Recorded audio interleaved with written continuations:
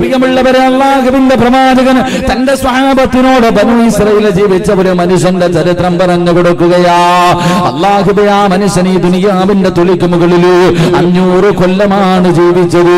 1-2 വർഷമല്ല, നമ്മളെപ്പോലെ 50-ഉം 60-ഉമല്ല. ആ മനുഷ്യൻ ഈ ദുനിയാവിന്റെ തുലിക്ക് മുകളിൽ 500 കൊല്ലമാണ് ജീവിച്ചത്. അല്ലാഹുവേ, ആ മനുഷ്യൻ ചെയ്തിരുന്ന പ്രവർത്തനം എങ്ങനെയെന്നറിയുമോ?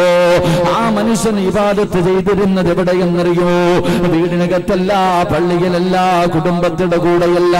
എന്റെ പ്രിയമുള്ളവരെ, സമുദ്രത്തിന്റെ മുകളിൽ മുസല്ല വിരിച്ചിട്ട് ആ മനുഷ്യൻ 500 കൊല്ലം രാവും പകലും ഇബാദത്താണ്. അല്ലാഹുവേ, പച്ചവെള്ളമാണ് കുടിക്കുന്നത്. എല്ലാ ദിവസവും ഒരു റുമ്മാമ്പഴം കഴിക്കുകയാണ്. ഒരു റുമ്മാമ്പഴവും കഴിച്ച് പച്ചവെള്ളവും കുടിച്ചു 500 വർഷം രാവും പകലും. അല്ലാഹുവേ, ഈ മനുഷ്യന് പടച്ചിറപ്പിന് വേണ്ടി ഇബാദത്ത് ചെയ്യുകയാണ്. അല്ലാഹുവിന്റെ റസൂൽ അവിടെന്ന് പറയുന്നു, സഹാബാ, ഈ മനുഷ്യൻ നാളെ മരിച്ചു പടച്ചിറപ്പിന്റെ കോടതിയിലേക്ക് കടന്നു വരുമ്പോൾ, ഈ മനുഷ്യൻ നാളെ അള്ളാന്റെ കോടതിയിലേക്ക് പടച്ചിറപ്പിന്റെ പരലോകത്തേക്ക് കടന്നു വരുമ്പോ അള്ളാഹു ഈ മനുഷ്യനോട് പറയുന്ന, മനുഷ്യ, വേണമെങ്കിൽ എന്റെ കരുണ കൊണ്ട് നീ സ്വർഗത്തിലേക്ക് കടന്നു പൊക്കോ, വേണമെങ്കിൽ എന്റെ ഔദാര്യം കൊണ്ട് നീ സ്വർഗത്തിലേക്ക് കടന്നു പൊക്കോ. ഈ സമയത്ത് ആ മനുഷ്യൻ പറയുന്നു, റബ്ബേ, എനിക്ക് നിന്റെ ഔദാര്യം കൊണ്ട് സ്വർഗം വേണ്ട, എനിക്ക് നിന്റെ ഔദാര്യം കൊണ്ട് സ്വർഗം വേണ്ട. 500 കൊല്ലം ഞാൻ ഇബാദത്ത് ചെയ്തിട്ടുണ്ട് പടച്ചവര്. പച്ചവെള്ളവും ഒരേ ഒരു റുമ്മാമ്പഴവും കഴിച്ചിട്ട് രാവും പകലും നിനക്ക് വേണ്ടി ഞാൻ ഇബാദത്ത് ചെയ്തുറപ്പേ. അതിനു പകരമായി എനിക്ക് സ്വർഗം തന്നാ മതിയല്ലാ.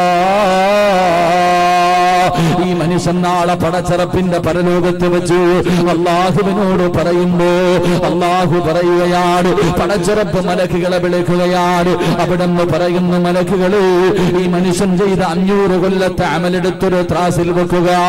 എന്നിട്ട് ഞാൻ ഈ മനുഷ്യന് ഞാൻ ചെയ്ത അനുഗ്രഹങ്ങളെ മുഴുവനും മറ്റൊരു ത്രാസിൽ വെക്കുക. എന്നിട്ട് അളന്നു നോക്കുക. ഞാൻ കൊടുത്ത അനുഗ്രഹങ്ങൾക്ക് പകരമായി 500 വർഷത്തെ ഇബാദത്ത് മതിയായോ എന്ന് അളന്നു നോക്കാ പറയുമ്പോ മലക്കുകൾ ആ മനുഷ്യന്റെ 500 കൊല്ലത്തെ അമലുകൾ അളന്നു നോക്കിയിട്ട് അവിടെ നിന്ന് കരഞ്ഞുകൊണ്ട് പറയുന്നു, റബ്ബേ, നീ ചെയ്തു കൊടുത്ത അനുഗ്രഹങ്ങളിൽ ഒരനുഗ്രഹത്തിന് പകരമായിട്ട് പോലും ഈ മനുഷ്യന്റെ 500 കൊല്ലത്തെ ഇബാദത്ത് മതിയായില്ല അല്ലാ. അല്ലാഹുവേ, പ്രവാചകൻ അവിടെന്ന് പറയുകയാണ്, ഈ മനുഷ്യൻ പരലോകത്ത് കിടന്ന് കരയുകയാണ്, അല്ലാഹുവിന്റെ മുന്നിൽ കിടന്ന് കരയുകയാ. അവസാനം ഈ മനുഷ്യൻ പോലും അല്ലാഹുവിന്റെ കരുണ കൊണ്ടാണ് സ്വർഗത്തിലേക്ക് കടന്നു പോയതെന്ന് പ്രവാചകൻ പഠിപ്പിക്കുമ്പോ, എന്റെ പ്രിയമുള്ള മുസ്ലിമേ, അല്ലാഹുവിന്റെ കരുണയില്ലാതെ ഒരു മനുഷ്യനും സ്വർഗത്തിലേക്ക് കടക്കാൻ കഴിയില്ലെന്ന് പ്രവാചകൻ പഠിപ്പിക്കുമ്പോ, എന്റെ പ്രിയമുള്ളവരെ, നമ്മുടെ കാര്യവും അങ്ങനെ തന്നെയാണ്. അല്ലാഹുവിന്റെ പ്രവാചകൻ പറയുകയാ, 5 സമയങ്ങൾ എനിക്കും നിങ്ങൾക്കും വരാനുണ്ട്. ഒരാളുടെയും ജീവിതത്തിൽ ആ 5 സമയങ്ങൾ ഇന്ന് വരെ വന്നിട്ടില്ല. ആ 5 സമയങ്ങൾ വരാനുള്ളതാണ്. 5 സമയങ്ങൾ വരാനുള്ളതാണ്. ആ 5 സമയം കടന്നു വരുമ്പോ ആ മനുഷ്യനെ രക്ഷപ്പെടണമെങ്കിൽ 5 സമയങ്ങൾ എന്റെയും നിങ്ങളുടെയും ജീവിതത്തിലേക്ക് കടന്നു വരാനിരിക്കുന്നുണ്ട്. ആ 5 സമയങ്ങൾ കടന്നു വരുമ്പോ ഏതെങ്കിലും ഒരു മനുഷ്യനെ രക്ഷപ്പെടണമെങ്കിൽ അല്ലാഹുവിന്റെ കരുണ കൊണ്ടല്ലാതെ കഴിയില്ലെന്ന് നബി മുഹമ്മദ് മുസ്തഫ സല്ലല്ലാഹു അലൈഹി വസല്ലമ തങ്ങൾ പറയുകയാ.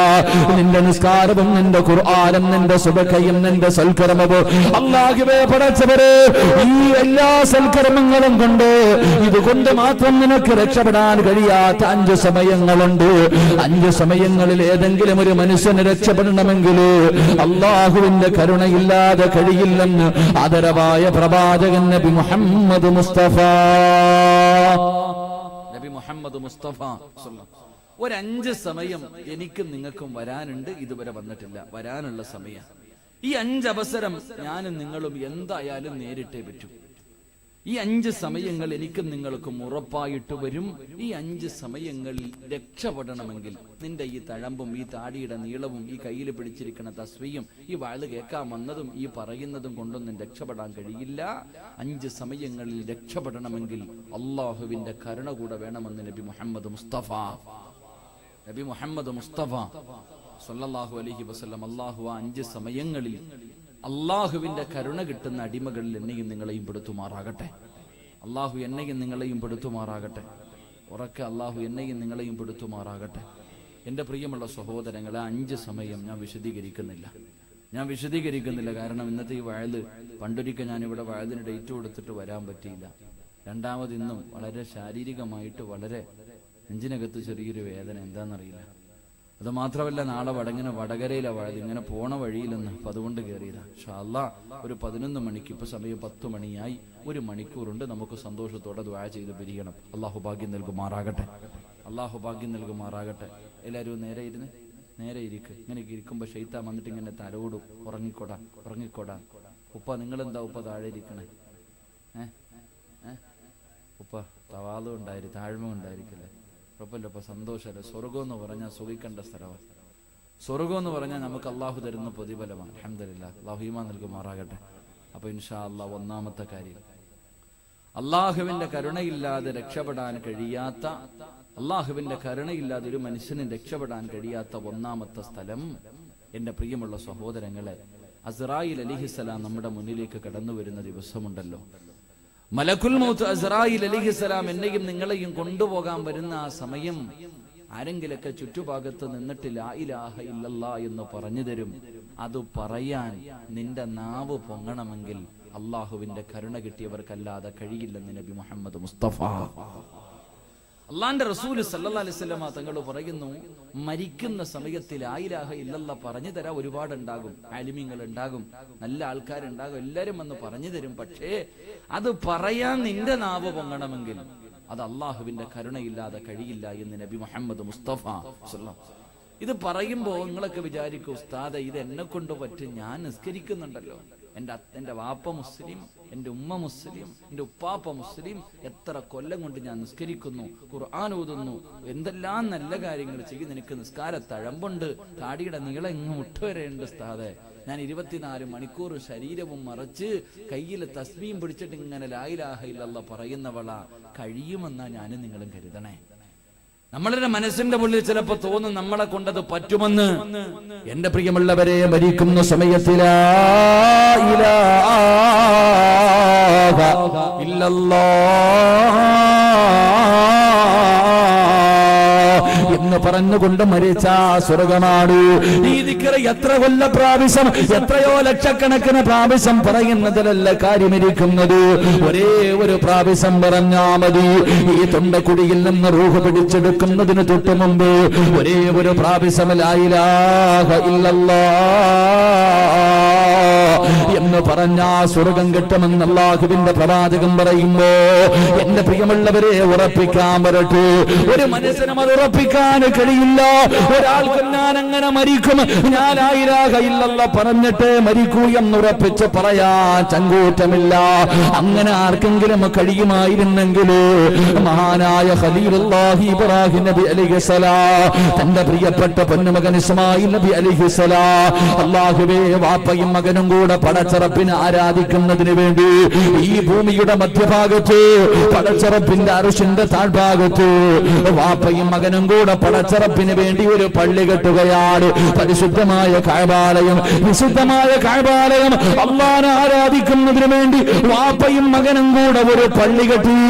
ആ പള്ളിയുടെ പണിയങ്ങ് പൂർത്തിയായി കഴിഞ്ഞപ്പോ ഇബ്രാഹിം നബി അല്ലാഹുവിനോട് ദുആ ചെയ്തത് എന്തെന്നറിയുമോ? ഇബ്രാഹിം നബി അല്ലാഹുവോട് ദുആ ചെയ്തത് എന്തെന്നറിയുമോ? റബ്ബനാ തഖബ്ബൽ മിന്നാ ഇന്നക അൻതസ് സമീഉൽ അലീം. ഇബ്രാഹിം നബി കഅബാലയത്തിന്റെ മുറ്റത്തിരുന്നിട്ട് തന്റെ പ്രിയപ്പെട്ട പൊന്നുമകനെ പുറകിൽ പിടിച്ചിരുത്തിയത് ഇബ്രാഹിം നബി അല്ലാഹുവോട് പറയുന്നു, അല്ലാഹ് ഈ സൽക്കർമ്മത്തിനെ സ്വീകരിക്കണേ അല്ലാഹ്. എന്നിട്ട് രണ്ടാമതായി പറഞ്ഞതെന്തെന്നറിയുവോ? ഈ ലോകത്ത് നിന്ന് യാത്ര പറയുന്ന സമയമുണ്ടല്ലോ, ഈ ലോകത്തോട് വിട പറയുന്ന സമയമുണ്ടല്ലോ, ഈമാനോടുകൂടി മരിപ്പിക്കണേ അല്ലാ. ഈ ലോകത്തോട് യാത്ര പറയുന്ന സമയത്ത് അസ്രായീൽ തൊണ്ടക്കുടിയിൽ നിന്ന് റൂഹ് പിടിച്ചെടുക്കുന്ന സമയത്ത് അല്ലാഹുവേ ലാ ഇലാഹ ഇല്ലല്ലാഹ് എന്ന് പറഞ്ഞു മരിക്കാനുള്ള ഭാഗ്യം തരണേ അല്ലാ. ആരാ ദുആ ചെയ്തത്? അല്ലാഹുവിന്റെ ഖലീലാണ്, അല്ലാഹുവിന്റെ ഖലീലാണ്. അല്ലാഹുവേ പടച്ചവരെ തന്റെ പ്രിയപ്പെട്ട പൊന്നോര പടച്ചറപ്പിന് വേണ്ടി അറുത്തു കൊടുക്കാ പറഞ്ഞപ്പോ ഒരു മടിയുമില്ലാതെ തന്റെ പൊന്നാര മകന്റെ കഴുത്തിൽ കത്തിവെച്ചിട്ട് അറുത്ത വാപ്പയാ. ആരാ ആമീൻ പറയുന്നത്? 10 വയസ്സുള്ള പൊന്നുമകനോട് വാപ്പ പറയുന്നു, മോനെ നിന്നെ അറുത്തു കൊടുക്കാൻ അല്ലാഹു പറഞ്ഞിരിക്കുകയാ. എന്റെ പൊന്നുമോന്റെ അഭിപ്രായം എന്താണെന്ന് വാപ്പ ചോദിക്കുമ്പോ അവിടെ പറയുന്ന ഉപ്പാ ഇഫ്അൽ മാ തുമർ സതജിദുനി ഇൻഷാ അല്ലാഹ്. 10 വയസ്സുള്ള പൊന്നുമകൻ തന്റെ വാപ്പയോട് പറയുകയാ, അല്ലാഹു പറയുന്നതനുസരിക്കുക വാപ്പാ, അല്ലാഹു പറയുന്നതനുസരിക്കുക വാപ്പാ. വിധിയുണ്ടെങ്കിൽ നാളെ പടച്ചറപ്പിന്റെ സ്വർഗത്തിൽ വെച്ച് കാണാ. എന്റെ പ്രിയമുള്ളവര്, ഈ വാപ്പയും മകനുമാണ് അല്ലാഹുവിനോട് പരിശുദ്ധമായ കഅബാലയം പണിതിട്ട് റബ്ബിനോട് പറയുന്നു, അല്ലാ മരിക്കുന്ന സമയം ഈമാനോടുകൂടി മരിപ്പിക്കണേ അല്ലാ. അല്ലാഹുവിന്റെ പരിശുദ്ധമായ ഖുർആൻ മറ്റൊരു ഭാഗത്തൊരു പ്രവാചകന്റെ ദുആ പറയുന്നുണ്ട്. മഹാനായ യൂസുഫ് നബി അലൈഹിസ്സലാം ഈജിപ്തിന്റെ ഭരണാധികാരിയായി തന്റെ രാജസിംഹാസനത്തിലേക്ക് കയറിയിരിക്കുമ്പോ യൂസുഫ് നബി അല്ലാഹുവിനോട് പറഞ്ഞതെന്തെന്നറിയുമോ? യൂസുഫ് നബി അല്ലാഹുവോട് പറഞ്ഞതെന്തെന്നറിയുമോ? റബ്ബിഖദ് ആതൈതനീ മിനൽ മുൽക്ക് വഅല്ലംതനീ മിൻ തഅവീലിൽ ഹദീസ് ഫാതിറസ് സമാവാതി വൽ അർള് അൻത വലി ഫിദ് ദുനിയാ വൽ ആഖിറ തവഫനി മുസ്ലിമാ. പടച്ചവനെ അടിമയായിരുന്ന എനിക്ക് ഈജിപ്തിന്റെ ഭരണാധികാരം തന്ന് പടച്ചവര്, എനിക്ക് സ്വപ്നവ്യാഖ്യാനങ്ങൾ പഠിപ്പിച്ചു തന്ന് പടച്ചവര്, ഇതെല്ലാം നിന്റെ ഔദാര്യമാണ്, ഇതെല്ലാം നിന്റെ ഔദാര്യമാണ്. യൂസുഫിന് ഇതൊന്നുമല്ല വേണ്ടത്. യൂസുഫിന്റെ അഭിലാഷം എന്തെന്നറിയുമോ? യൂസുഫിന്റെ മോഹം എന്തെന്നറിയുമോ? യൂസുഫിന്റെ ജീവിതത്തിലെ ഏറ്റവും വലിയ മോഹം എന്തെന്നറിയുമോ? തവഫനി മുസ്ലിമാ. ഈ ലോകത്തോട് യാത്ര പറയുന്ന സമയം ലാ ഇലാഹ ഇല്ലല്ലാഹ് എന്ന് പറഞ്ഞുകൊണ്ട് മരിക്കാൻ വല്ലാത്ത കൊതിയാണ് റബ്ബേ. അതിനുള്ള ഭാഗ്യം തരണേ അല്ലാ. യൂസുഫ് നബി ദുആ ചെയ്തത് ഇങ്ങനെയാ. എന്തിനു പറയണം? മഹാനായ നബി മുഹമ്മദ് മുസ്തഫ സല്ലല്ലാഹു അലൈഹി വസല്ലമ തങ്ങള് ആയിഷാ ബീബി റളിയല്ലാഹു തആല അൻഹ നോക്കുമ്പോ അല്ലാഹുവിന്റെ റസൂൽ സുജൂദിൽ കിടന്ന് കരയുകയാണ്. അല്ലാഹുവിന്റെ റസൂൽ സുജൂദിൽ കിടന്ന് കരയുകയാ. എന്തോ പറയുന്നുണ്ട്, എന്തോ പറയുന്നുണ്ട്. ആയിഷാ ബീബി റളിയല്ലാഹു തആല അൻഹ അടുത്ത് നിന്ന് നോക്കുമ്പോ അല്ലാഹുവിന്റെ റസൂൽ എന്താണ് പറയുന്നതെന്നറിയോ? ഹൃദയങ്ങളെ മറിച്ചു കളയുന്ന അല്ലാഹ്, എന്റെ ഹൃദയത്തെ നീ ദീനിൽ ഉറപ്പിച്ചു നിർത്തണേ അല്ലാ. അല്ലാഹുവിന്റെ പ്രവാചകൻ പോലും ദുആ ചെയ്തത് അങ്ങനെയാ. അതുകൊണ്ട് വാപ്പാ, എത്രയോ മുസ്ലിമീങ്ങളുണ്ട്, അവര് ജീവിതകാലം മുഴുവനും മുസ്ലിമായി ജീവിക്കും. മരിക്കുന്നതിന് തൊട്ട് മുമ്പ് അല്ലാഹുവേ അവര് കാഫിറായി ചത്തുപോയ ചരിത്രം നമുക്കറിയുമല്ലോ. എത്രയോ പേര് ജീവിതകാലം മുഴുവനും മുസ്ലിമായി ജീവിച്ചു, അവസാനം കാഫിറിനെ പോലെ ചത്തുപോവുകയാ. എത്രയോ ആൾക്കാര് കാഫിരീങ്ങളെ പോലെ ജീവിച്ചു, അവസാനം മുസ്ലിമീങ്ങളായി മരിച്ചുപോയി എത്രയോ ആൾക്കാരെ നമുക്കറിയാ. അതുകൊണ്ട് അല്ലാഹുവിന്റെ പ്രവാചകൻ പറയുകയാ, മരണസമയത്തൊരു മനുഷ്യനിൽ ലാ ഇലാഹ ഇല്ലല്ലാഹ് പറയാൻ അവന്റെ നാവ് പൊങ്ങണോ? അല്ലാഹുവിന്റെ കരുണ കിട്ടിയവർക്കല്ലാതെ അതിന് കഴിയില്ലെന്ന് നബി മുഹമ്മദ് മുസ്തഫ സല്ലല്ലാഹു അലൈഹി വസല്ലം അല്ലാഹു ഭാഗ്യം നൽകുമാറാകട്ടെ.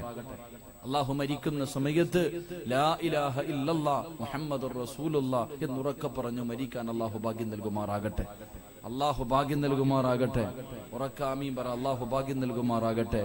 ഈ ആമീൻ പറയുന്ന അതേ ശബ്ദത്തിൽ മരണസമയത്ത് ഷഹാദത്ത് കരീമ പറയാൻ നീ ഞങ്ങൾക്ക് ഭാഗ്യം നൽകണേ അല്ലാഹ്. ഉറക്ക ആമീൻ പറ. ഉറക്ക പറ. കടപ്പുറംകാർക്ക് നല്ല ശബ്ദമാണെന്ന് കേട്ടിട്ടുണ്ട്. അല്ലാഹു ഈമാനോടുകൂടി മരിക്കാനുള്ള ഭാഗ്യം നൽകുമാറാകട്ടെ. അല്ലാഹു ഭാഗ്യം നൽകുമാറാകട്ടെ. മരിക്കണ സമയത്ത് ലാ ഇലാഹ ഇല്ലല്ലാഹ് പറയാൻ ആഗ്രഹമുള്ളവരെന്ന് കൈവയ്ക്കുക. അതിന് ആഗ്രഹമുള്ളവർ നോക്ക്. അൽഹംദുലില്ലാഹ്. അതിനും മനസ്സില്ലാത്തവരുണ്ടോപ്പാ? അതിനും മനസ്സില്ലാത്ത മനുഷ്യൻ. നിന്നെ കണ്ടിട്ട് ഇന്ന് ഒരാൾ നിന്ന് ചിരിക്കുന്നുണ്ട്. അല്ലാഹു കാക്കുമാറാകട്ടെ. എന്റെ പ്രിയമുള്ള സഹോദരങ്ങളെ, മരിക്കുന്ന സമയത്ത് ലാ ഇലാഹ ഇല്ലല്ലാഹ് പറയാൻ ആർക്കെങ്കിലും ആഗ്രഹം ഉണ്ടെങ്കിൽ മോനെ 2 കാര്യങ്ങളോടുള്ള ആർത്തി കളഞ്ഞാ മതി എന്ന് നബി മുഹമ്മദ് മുസ്തഫ സല്ലല്ലാഹു അലൈഹി വസല്ലം തങ്ങൾ പറയുന്നു. 2 കാര്യങ്ങളോടുള്ള നിന്റെ ഈ ആഗ്രഹം ഉണ്ടല്ലോ, ഈ ആർത്തി ഉണ്ടല്ലോ, 2 കാര്യങ്ങളോട് വല്ലാത്ത ആർത്തിയാ. അത് ആ ആർത്തി അങ്ങ് കളഞ്ഞാ മതി, നിനക്ക് മരണസമയം നന്നാക്കാൻ കഴിയുമെന്ന് നബി മുഹമ്മദ് മുസ്തഫ. അല്ലാഹു ഭാഗ്യം നൽകുമാറാകട്ടെ. അല്ലാഹു ഭാഗ്യം നൽകുമാറാകട്ടെ. ഒന്നാമത്തെ കാര്യം എന്തെന്നത് ഞാൻ വിശദീകരിക്കുന്നില്ല. മൈക്ക് സെറ്റുകാരൻ നബീബെ ഒരിത്തിരി ശബ്ദം കൂട്ടി വെച്ചോ, ഞാനപ്പോൾ ഇത്തിരി കുറയ്ക്കാം കേട്ടോ. എത്ര നേരം പോകുമെന്നറിയില്ല, എന്താണെന്നറിയില്ല. കുറച്ച് ദിവസമായിട്ട് വഅദ് പറയാൻ പറ്റണില്ല. എന്തോ ഒരു വല്ലാത്ത പ്രയാസം, എന്തോ ഒരു ബുദ്ധിമുട്ട്. അല്ലാഹു മാറ്റിത്തരുമാറാകട്ടെ. അല്ലാഹു മാറ്റിത്തരുമാറാകട്ടെ. എന്റെ പ്രിയമുള്ള സഹോദരങ്ങളെ, മഹാനായ നബി മുഹമ്മദ് മുസ്തഫ സല്ലല്ലാഹു അലൈഹി വസല്ലമ തങ്ങൾ പറയുന്നു, മരണസമയം ഒരു മനുഷ്യന് ലാ ഇലാഹ ഇല്ലല്ലാഹ് പറയാൻ ആഗ്രഹമുണ്ടെങ്കിൽ, നിനക്ക് ആഗ്രഹമുണ്ടെങ്കിൽ 2 കാര്യങ്ങളോടുള്ള ആർത്തി കളയണം. 1, പണത്തിനോടുള്ള മോഹം കളഞ്ഞാ മതി, നിനക്ക് അല്ലാഹു നല്ല മരണം തരുമെന്ന് നബി മുഹമ്മദ് മുസ്തഫ. ഉറക്കെ നബി മുഹമ്മദ് മുസ്തഫ സല്ലല്ലാഹു അലൈഹി വസല്ലമ തങ്ങൾ പറയുകയാണ്, സമ്പത്തുണ്ടല്ലോ, പണമുണ്ടല്ലോ, അതിനോടുള്ള ആർത്തി അങ്ങ് കളഞ്ഞാൽ, പടച്ചവനെ എങ്ങനെയും പണമുണ്ടാക്കണം, എല്ലാവർക്കും പണത്തിനോട് വല്ലാത്ത ആഗ്രഹമാ. മക്കളെക്കാളും പണത്തെ സ്നേഹിക്കുന്നവരുണ്ട്, മാതാപിതാക്കളെക്കാളും പണത്തെ സ്നേഹിക്കുന്നവരുണ്ട്, പണം ദൈവമാണെന്ന് പറയുന്നവരുണ്ട്. എന്റെ പ്രിയമുള്ളവരെ, മഹാനായ നബി മുഹമ്മദ് മുസ്തഫ സല്ലല്ലാഹു അലൈഹി വസല്ലമ തങ്ങൾ പറയുകയാ, പണത്തിനോടുള്ള ആർത്തി വന്നു കളഞ്ഞാൽ എത്ര വലിയ ദർജയിലെത്തിയ മനുഷ്യനാകട്ടെ, എത്ര വലിയ പണ്ഡിതനാകട്ടെ, എത്ര വലിയ മനുഷ്യ െങ്കിലും അല്ലാഹു അവനൊരു നല്ല മരണം കൊടുക്കൂല. എന്റെ പ്രിയമുള്ളവരെ, പ്രവാചകൻ സല്ലല്ലാഹു അലൈഹി വസല്ലമ തങ്ങൾ അല്ലാഹുവിന്റെ പ്രവാചകന് നമസ്കാരം കഴിഞ്ഞു നോക്കുമ്പോ പള്ളിയിൽ നിന്നൊരു ചെറുപ്പക്കാരൻ ഇറങ്ങി ഓടുകയാണ്. എല്ലാ ദിവസവും നിസ്കാരം കഴിയുമ്പോ ഒരു ചെറുപ്പക്കാരൻ പള്ളിയിൽ നിന്നിറങ്ങി ഓടുകയാണ്. അല്ലാഹുവിന്റെ റസൂൽ ഇത് കണ്ടു മടുത്തു. ഒരു ദിവസം അല്ലാഹുവിന്റെ പ്രവാചകൻ നമസ്കാരം കഴിഞ്ഞപ്പോ അവിടെ നിന്ന് ഇറങ്ങി പോകുന്ന ചെറുപ്പക്കാരനെ വിളിച്ചു, സഅലബ, എവിടേക്കാട് കൂടുന്നത്? ഒരല്പസമയം പള്ളിക്ക് തിരിക്കാ സമയമില്ലേ, ദുആ ചെയ്യാനൊന്നുമില്ലേ? അല്ലാഹുവിന്റെ പ്രവാചകനോട് സഅലബ പറയുന്നു, നബിയേ, യാ റസൂലല്ലാഹ്, അല്ലാഹുവിന്റെ പ്രവാചകരെ, ഒരുപാട് കാര്യങ്ങൾ ദുആ ചെയ്യണമെന്ന് വല്ലാത്ത ആഗ്രഹമോ. പിന്നെ എന്തിനാണ് ഞാൻ ഓടുന്നതെന്നറിയുമോ? എന്റെ കുടുംബത്തിന്റെ അവസ്ഥ അറിയുമോ? ഞാൻ പാവപ്പെട്ടവനാണ് നബിയേ. എന്റെ ഭാര്യ എന്നെയും കാത്ത് വീടിന്റെ മുന്നിൽ കാത്തു നിൽക്കുകയാ. ഞാൻ എന്റെ വീട്ടിലേക്ക് കടന്നു ചെന്ന് ഈ ധരിച്ചിരിക്കുന്ന വസ്ത്രം ഊരി കൊടുത്തിട്ട് വേണം എന്റെ ഭാര്യക്ക് നമസ്കരിക്കാൻ. ഞങ്ങൾക്ക് 2 പേർക്കും നിസ്കരിക്കുന്ന സമയത്ത് ധരിക്കാൻ ഒരു ജോഡി വസ്ത്രമേ ഉള്ളു നബിയേ. ഞാൻ പാവപ്പെട്ടവനാ നബിയേ. ഭാര്യക്കും ഭർത്താവിനും നമസ്കരിക്കുന്ന സമയത്ത് ധരിക്കാൻ ഒരേ ഒരു ജോഡി വസ്ത്രം മാത്രമേ ഉള്ളൂ. ഈ ചെറുപ്പക്കാർ അല്ലാഹുവിന്റെ റസൂലിനോട് പറയുന്നു, യാ റസൂലല്ലാഹ്, എനിക്ക് വേണ്ടി ഒന്ന് ദുആ ചെയ്യുവോ? പണം കിട്ടാൻ ദുആ ചെയ്യുവോ? അല്ലാഹുവിന്റെ റസൂല് പറഞ്ഞു, പണം വേണ്ട സഅലബാ, പണം വേണ്ട സഅലബാ. അത് കൂടിക്കഴിഞ്ഞാൽ അല്ലാഹുവിനെ നീ മറക്കും.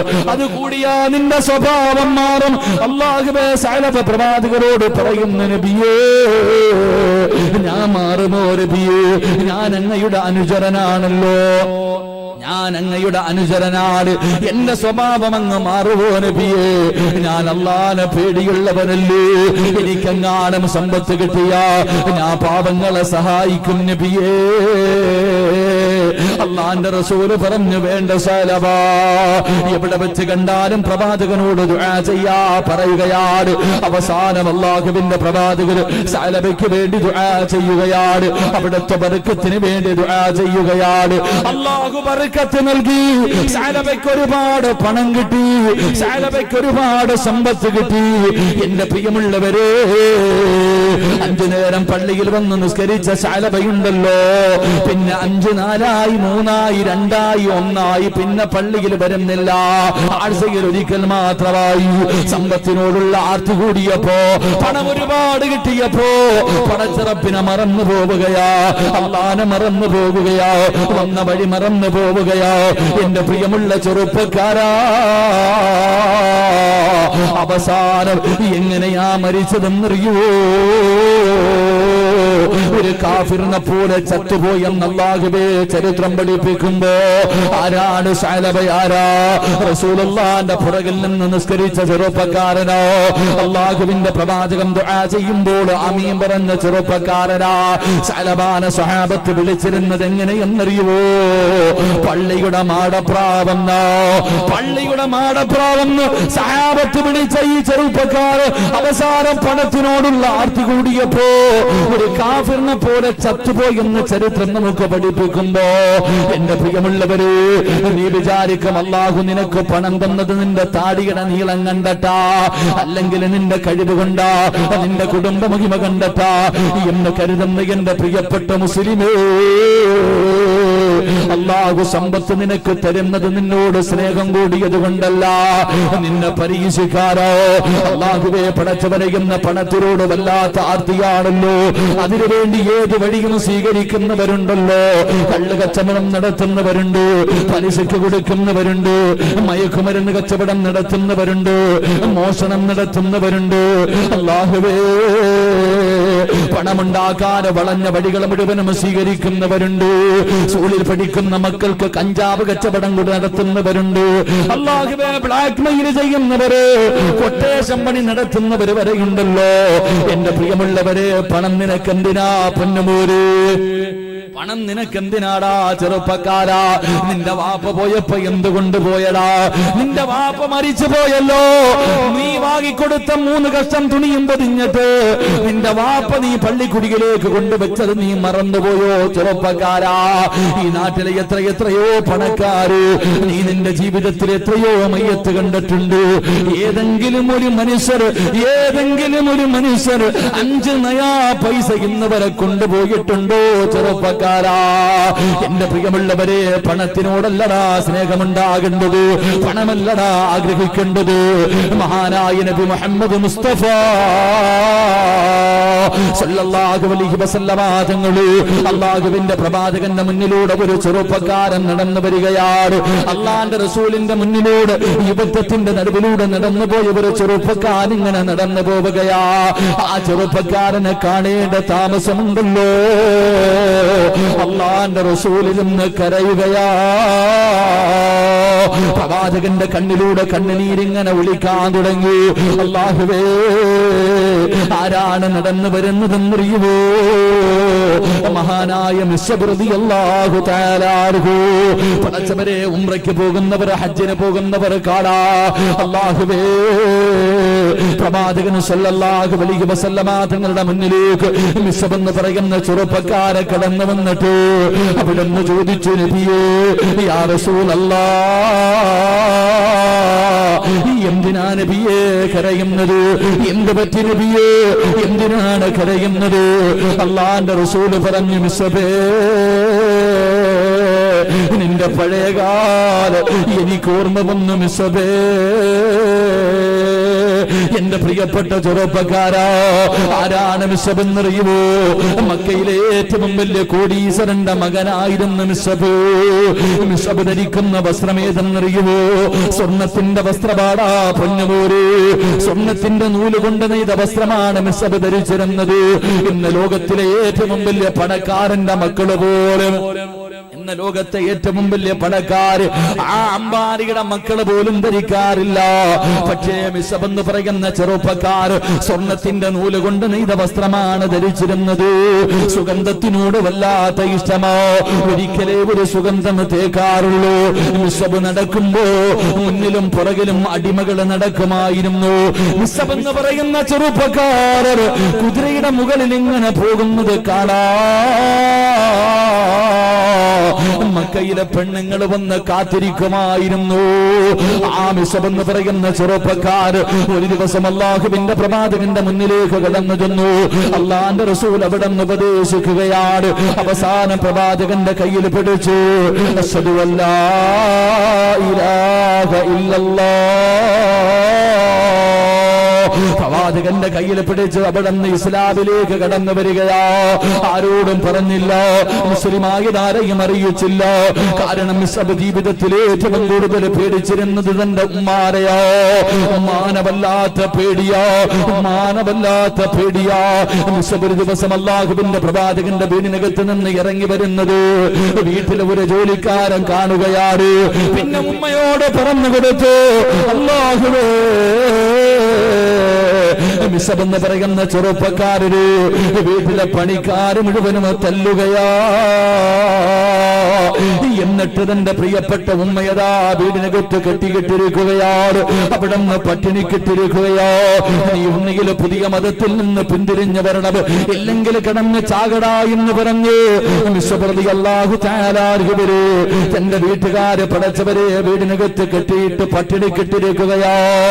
അവസാനം മിസ്അബ് റളിയല്ലാഹു തആല അൻഹു തന്റെ തീരുമാനത്തിൽ മാറ്റമില്ല എന്ന് മനസ്സിലാകുമ്പോ വീടിനകത്തിട്ട് തല്ലിച്ചതച്ചിട്ട് ജോലിക്കാര് വലിച്ചടച്ചുകൊണ്ട് വീടിന്റെ വെളിയിൽ കൊണ്ട് വലിച്ചെറിയുകയാണ്. മിസ്അബ് റളിയല്ലാഹു തആല അൻഹു ആ വീട്ടിൽ നിന്ന് അല്ലാഹുവിന്റെ റസൂലിന്റെ മുന്നിലേക്ക് പോകുന്നതിന് വേണ്ടി വീട്ടിൽ നിന്ന് എഴുന്നേൽക്കുമ്പോ ഉമ്മ വിളിക്കുന്നു, മിസ്അബേ, ഇവിടെ നിന്നിറങ്ങിപ്പോയാൽ എന്റെ സമ്പത്തിൽ നിന്ന് ഒരു രൂപ പോലും നിനക്ക് ഞാൻ തരൂല മിസ്അബേ. എന്റെ സമ്പത്തിന്റെ വലിപ്പം നിനക്കറിയുമല്ലോ. ഈ മക്കാ രാജ്യത്തിന്റെ പകുതിയും എന്റെതാടാ മിസ്അബേ. ഞങ്ങളുടെ മതങ്ങൾ എന്നിട്ട് ഇറങ്ങിപ്പോയാ നിനക്കൊരഞ്ച് നയാ പൈസ പോലും തരില്ലെന്ന് ഉമ്മ പറയുമ്പോ മിസ്അബ് എന്ന് പറയുന്ന ചെറുപ്പക്കാർ ധരിച്ചിരുന്ന കമീസൂരുകയാണ്, ഇട്ടിരുന്ന വസ്ത്രമൂരുകയാണ്. എന്നിട്ട് തന്റെ പ്രിയപ്പെട്ട മാതാവിന്റെ മുന്നിൽ കൊണ്ടുവച്ചിട്ട് അവിടെ നിന്ന് പറഞ്ഞു, ഉമ്മാ, എനിക്കിത് നിങ്ങളുടെ സമ്പത്താണ്, ഇതും നിങ്ങളുടെ പൈസ കൊടുത്ത് വാങ്ങിയതാ, ഇതും എനിക്ക് വേണ്ട. എനിക്ക് നല്ല മരണം വേണം, എനിക്ക് പടച്ചുറപ്പിന്റെ സ്വർഗം വേണം.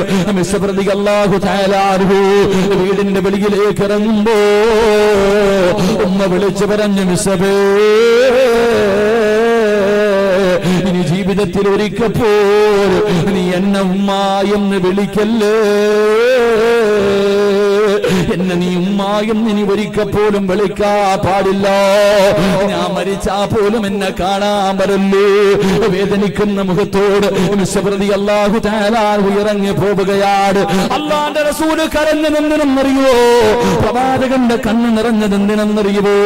മിസ്അബ് എന്ന് പറയുന്ന ചെറുപ്പക്കാരൻ നടന്നു വരുമ്പോ സ്വർണത്തിന്റെ നൂലുകൊണ്ട് നെയ്ത വസ്ത്രം ധരിച്ച് നടന്ന മിസ്അബ് എന്ന ചെറുപ്പക്കാർ അല്ലാഹുവിന്റെ പ്രവാചകന്റെ മുന്നിലേക്ക് കടന്നു വരുമ്പോ ഒരു പുതപ്പ് പുതച്ചിരിക്കുകയാ, ഒരു പുതപ്പ് പുതച്ചിരിക്കുകയാ.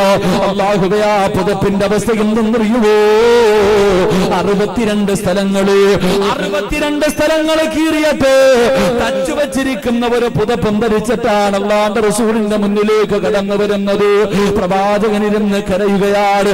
അല്ലാഹുവിന്റെ റസൂൽ ചോദിച്ചു, മിസ്അബേ, ഈ കീറി പറഞ്ഞ വസ്ത്രം ധരിച്ചു നടക്കുന്നത് എന്തിനാ? യാ റസൂലല്ലാഹ്, എനിക്ക് മരിക്കുന്ന സമയത്ത് ഈമാനോടുകൂടി മരിക്കണം നബിയേ, സ്വർഗം കണ്ട് മരിക്കണം നബിയേ, സ്വർഗത്തിലെ പട്ടുവസ്ത്രം ധരിക്കാനാ നബിയേ. എന്റെ പ്രിയപ്പെട്ട ചെറുപ്പക്കാരോ, അവസാന ഉഹുദിന്റെ രണാങ്കണത്തിൽ യുദ്ധം കഴിഞ്ഞു. സഹാബത്ത് മുഴുവനും ജനാസകൾ ഇങ്ങനെ തിരഞ്ഞു നടക്കുകയാണ്. അവരിങ്ങനെ മയ്യത്ത് പൊതിയുകയാണ്. ആ സമയത്ത് അല്ലാഹുവിന്റെ പ്രവാചകന്റെ മുന്നിലേക്ക് ഒരു ജനാസ ചുമന്നുകൊണ്ട് സഹാബത്ത് കരഞ്ഞുകൊണ്ട് വരികയോ. ഒരു മയ്യത്ത് ചുമന്നുകൊണ്ട് സഹാബത്ത് കരഞ്ഞുകൊണ്ട് അല്ലാഹുവിന്റെ റസൂലിന്റെ മുന്നിലേക്ക് കടന്നു വന്നു. അല്ലാഹുവിന്റെ റസൂലിന്റെ മുന്നിൽ ജനാസ കൊണ്ടുവച്ചു. ആരുടെ ജനാസയും അറിയുവോ? മഹാനായ മിസ്അബ് റളിയല്ലാഹു തആല അൻഹു മിസ്അബിന്റെ ജനാസ കൊണ്ട് പ്രവാചകന്റെ മുന്നിൽ വെച്ചു. സഹാബത്ത് കരയുകയാ. എന്തിനാ സഹാബ കരയുന്നത്? യാ റസൂലല്ലാഹ്, കഫൻ തുണി തികയുന്നില്ല നബിയേ. മിസ്അബിന്റെ മയ്യത്ത് പുതിയാർ, കഫൻ തുണിയില്ല നബിയേ. തലമറയ്ക്കുമ്പോ കാല് വെളിവാവുകയാ, കാല് മറയ്ക്കുമ്പോ തല വെളിവാവുകയാ.